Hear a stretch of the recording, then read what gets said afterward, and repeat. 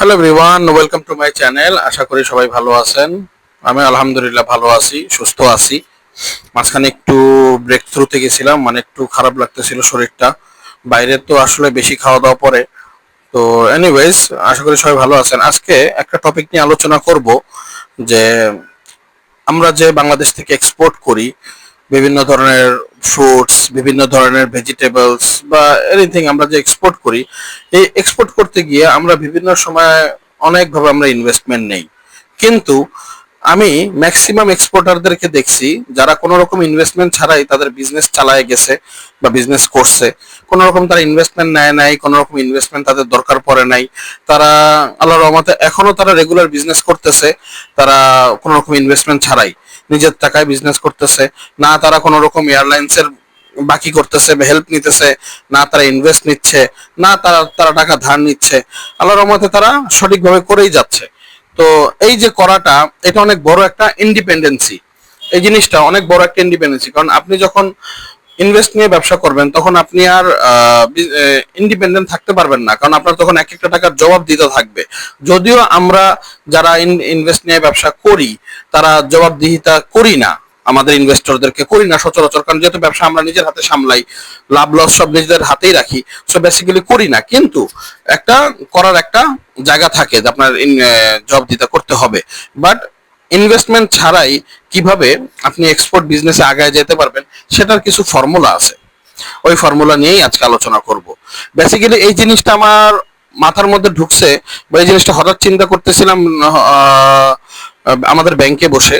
তো একদিন চিন্তা ভাবনা করতেছিলাম যে আমার আব্বু যখন ইন্তেকাল করে, আমার আব্বুর ইন্তেকালের পরে কোনো সময় কোনো ইনভেস্টর ছিল না তার।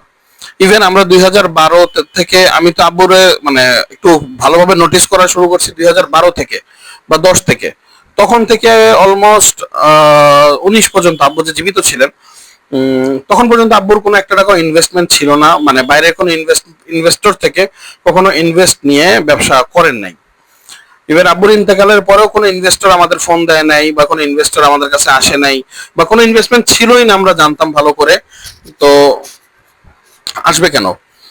তো ওইটা এটা আমি না খুব হঠাৎ করে সেদিন চিন্তা করলাম যে জিনিসটা কেন হয়েছে। আব্বু কোনো ইনভেস্টমেন্ট ছাড়াই বা কোনো ইনভেস্টর ছাড়াই এতদিন ব্যবসা সে 1998 সাল থেকে কিভাবে করে গেছেন, বা 2008 থেকে তো ইনসেনটিভ শুরু হয়েছে, এরপর থেকে কিভাবে করে গেছেন। তো ব্যাংকে আমি আলোচনা করতেছিলাম এই জিনিসটা নিয়ে, আমাদের ব্যাংকের শ্রদ্ধেয় মুস্তাফিজ স্যার, ওনার সাথে আমি এই জিনিসটা নিয়ে আলোচনা করছিলাম যে স্যার, এই যে আমি 2019 সালের 11ই নভেম্বর থেকে আমাদের এক্সপোর্ট বিজনেস শুরু করি, আব্বুর ইন্তেকালের পর আমি টেক ওভার করি। আর বেসিক্যালি এরপরে 2022 পর্যন্ত আমি মোটামুটি রেগুলার করছি। 22 পর্যন্ত আমি without any type of investment আমি বিজনেস চালাই গেছি। 22-এর শেষের দিকে এসে বা 22-এর দিকে মিডের দিকে এসে আমার ইনভেস্টমেন্ট নিয়ে আমার বিজনেস রান করতে হচ্ছে। আর আব্বু যে ইন্তেকাল করলো, আব্বু যে কোনো রকম ইনভেস্টমেন্ট ছাড়াই বিজনেস কন্টিনিউ করলো, এটা কিভাবে করলো? এই যে সুদীর্ঘ 20 বছর 15 বছর যাই বিজনেস করছে, কোনো রকম ইনভেস্টমেন্ট লাগে নাই, এটা কারণটা কি? তখন মুস্তাফিজ স্যার আমাকে বললেন যে দেখ, আসলে আমাদের তো চাচা ভাতিজা সম্পর্ক, তুই দামারি করে আমরা কথা বলে গালিগালাজ করে সবই করে একটা মহব্বতের কারণে। তখন মুস্তাফিজ স্যার বলছেন, দেখ তোর আব্বা যখন বিজনেস করছে, তোর আব্বা একদিক দিয়ে শিপমেন্ট করতো, ডলার আসতো, এদিকে না নিজে বৈশা থাইকা খোরশেদ খোরশেদ বাইরে দিয়ে তার ফাইলগুলো করায় ফেলতো। ইনস্ট্যান্ট ফাইল করা সে ইনসেনটিভ ক্লেমে পাঠায় দিত। প্রত্যেক কোয়ার্টারে 3 মাস পর বা 4 মাস পর তার ইনসেনটিভ রেডি হয়ে আসতো। আর তুই 2022 সালের শেষের দিকে তোর ইনসেনটিভ পাওয়ার কথা, তুই একসাথে এক গাদা 80 লাখ টাকা 90 লাখ টাকার ফাইল বানাইছস। এই ফাইলগুলো বানায় আজ পর্যন্ত অডিট থেকে ছাড়াই আনতে পারস নাই। এরপর আরো 60 লাখ টাকা 70 লাখ টাকার ইনসেন্টিভের ফান্ড বানায় বসে রইছস, কিন্তু তুই এখন পর্যন্ত ওগুলা রিলিজ করে আনতে পারস নাই।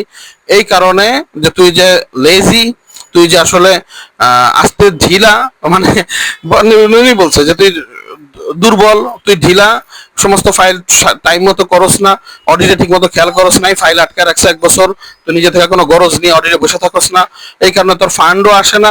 আর তোর ফান্ড যদি না আসে, তোর কাছে যদি ক্যাশ না থাকে, তোর তো তখন মানুষের কাছ থেকে ইনভেস্ট নিয়েই চলতে হবে। তখন আমি জিনিসটা খুব ভালো মতো খেয়াল করলাম। তখন আমি জিজ্ঞেস করলাম, তখন আমি আম্মুরে এসে জিজ্ঞেস করলাম যে আম্মু ব্যাপারটা কিরকম। বললো যে তোমার তোমার আব্বু প্রত্যেক কোয়ার্টারে, প্রত্যেক 3 মাস পর বা 4 মাস পর পর ইনসেন্টিভ পাইতেন, কোনো রকম মিস হইতো না, কারণ তিনি এগুলোর উপরে ফোকাস থাকতেন। আর এই সমস্ত ফোকাস থাকার কারণে প্রত্যেক 3 মাস পর বা 4 মাস পর একটা হ্যান্ডসাম অ্যামাউন্ট আসতো। 20 লাখ আসতে পারে, 30 লাখ আসতো, 25 লাখ আসতো, 40 লাখ আসতো, যেটাই আসতো।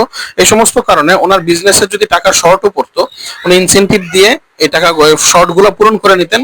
কোনোদিন একটা টাকাও কখনো ইনভেস্ট নিতে হয় নাই।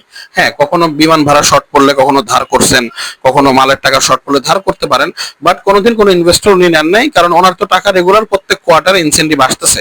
ইনসেন্টিভ রেগুলার থাকার কারণে উনি কখনোই এই জিনিসটা ইনভেস্টমেন্ট লাগে নাই। সো আমি এটা নিয়ে খুব রিসার্চ করে দেখলাম যে আসলে ব্যাপারটা সত্যি। আমার ইনভেস্ট কেন নিতে হয়েছে, কারণ হচ্ছে 2022 সালে আমার একসাথে প্রায় 9টা ফাইল হয় 80 লাখ টাকার, যে ফাইল আজ পর্যন্ত আমি ইনসেন্টিভ হাতেই পাইনি। তো ওই ফাইলগুলো একসাথে বড় ফাইল করার কারণে অডিট অফিসারের নজরে পড়ে যায়, বা নজরে না পড়ুক, প্রত্যেকটা ফাইলে দেখা যায় যে বেশি অ্যামাউন্ট থাকার কারণে ওগুলোর মধ্যে একটু তদারকি বেশি হয়। যদিও আমার ফাইলগুলো আলহামদুলিল্লাহ এখন সব ক্লিয়ার হয়ে যাচ্ছে, তদারকি বেশি হয়। তদারকি যখন একটা ফাইলে বেশি হয় বা একটা চেকিং বেশি হয়, আলটিমেটলি সেটা সময় লেগে যায় ওটা রিলিজ করতে। সো যেটা ওটা রিলিজ করতে সময় লাগে, আর রিলিজ করতে সময় লাগার কারণেই ইনসেন্টিভ দেরি করে আসে সিরিয়াল বাই সিরিয়াল। সো এইটা হইতেছে সবচেয়ে বড় আমার এই ভিডিওটা বানানোর উদ্দেশ্য। যারা আমরা এক্সপোর্টে নামবো বা যারা আপনারা নামতেছেন, তারা খুব খেয়াল করবেন যে আপনার শিপমেন্ট হয়ে গেছে, শিপমেন্ট হওয়ার সাথে সাথে এয়ারপোর্ট থেকে আপনি আপনার শিপমেন্টের ডকুমেন্টস গুলো নিয়ে আসবেন। ডকুমেন্ট আনার সাথে সাথে, ডলার আসার সাথে সাথেই ওগুলো ডুপ্লিকেট ব্যাংকে পোস্টিং দিবেন, ট্রিপ্লিকেট দিয়ে ফাইল বানায় ফেলবেন। ওটা 2 লাখ টাকার ফাইল হোক বা 3 লাখ টাকার ফাইল হোক, 5 লাখ টাকার হোক, যেটাই হোক, আপনি সাথে সাথে ফাইল বানায় ওইটা অ্যাসোসিয়েশনে দিয়ে দিবেন, অ্যাসোসিয়েশন থেকে আসার সাথে সাথে অডিটে দিয়ে দিবেন। এই জিনিসগুলো যত কুইক করতে পারবেন, আপনার ইনসেন্টিভ প্রত্যেক কোয়ার্টারে পাওয়ার সম্ভাবনা তত বাড়তে থাকবে। আর ইনসেন্টিভ যখন বাড়তে, আপনি যখন রেগুলার পাইতে থাকবেন, তখন আপনার 1 টাকাও ইনভেস্ট বাইরে থেকে আর নিতে হবে না, আমার মতো সমস্যায় পড়তে হবে না। এই জন্য মোটামুটি, এই জন্য আমি এখন থেকে ওইটাই ট্রাই করতেছি যে প্রত্যেকটা ফাইল অন টাইম করে সাথে আমরা যাতে প্রত্যেক কোয়ার্টারে ইনসেন্টিভ পাই, এগুলা রেডি করার চেষ্টা করতেছি, যাতে পরবর্তীতে আমাদের আস্তে আস্তে আস্তে ইনভেস্টমেন্ট মুখ থেকে বের হয়ে আসতে হয়। কারণ কি, একটা সময় আপনার নিজেরও মন চাবে না যে আপনি মানুষকে প্রফিট দিয়ে যান। ইনভেস্টমেন্ট ছাড়াই বিজনেস করার জন্য এটাই একটা আমার ব্যক্তিগত মতামত, এটা একটা নুসখা, যে আপনার শিপমেন্ট যাওয়ার সাথে সাথে আপনার ফাইলগুলো রেডি করে নিয়ে আসা, ডুপ্লিকেট পোস্টিং দেওয়া, ট্রিপ্লিকেট দেওয়া, অ্যাসোসিয়েশনে দেওয়া, অডিটে দেওয়া, একটা কুইক এই কাজগুলো যদি করে ফেলা যায় 15-20 দিনের মধ্যে, তবে আশা করা যায় প্রত্যেক 4 মাস পর পর আপনি ইনসেন্টিভ রেগুলার পাবেন। এবং আপনি যখন রেগুলার ইনসেন্টিভ পাইতে থাকবেন, তখন আর আপনার মানুষের টাকায় ভরসা করে ব্যবসা করা লাগবে না। সো এটা একটা আমার প্র্যাকটিক্যাল অভিজ্ঞতা থেকে দেখলাম। Thank you for watching my video. আর সবাইকে বিজয় দিবসের শুভেচ্ছা।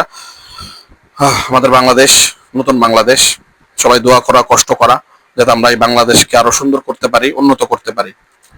আর একটা আপডেট, আমাদের গত অর্থ বছরে আমাদের এক্সপোর্ট হয়েছে, আমাদের এর আগের অর্থ বছরের এক্সপোর্ট ছিল কম 4 কোটি। এই বছর আলহামদুলিল্লাহ এক্সপোর্ট আমাদের অলরেডি 5 কোটি, 1 কোটি টাকা বাড়ছে বা ইউরো বাড়ছে।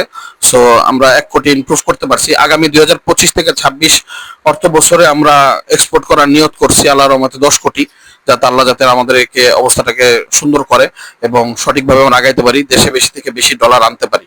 Thank you for watching my video.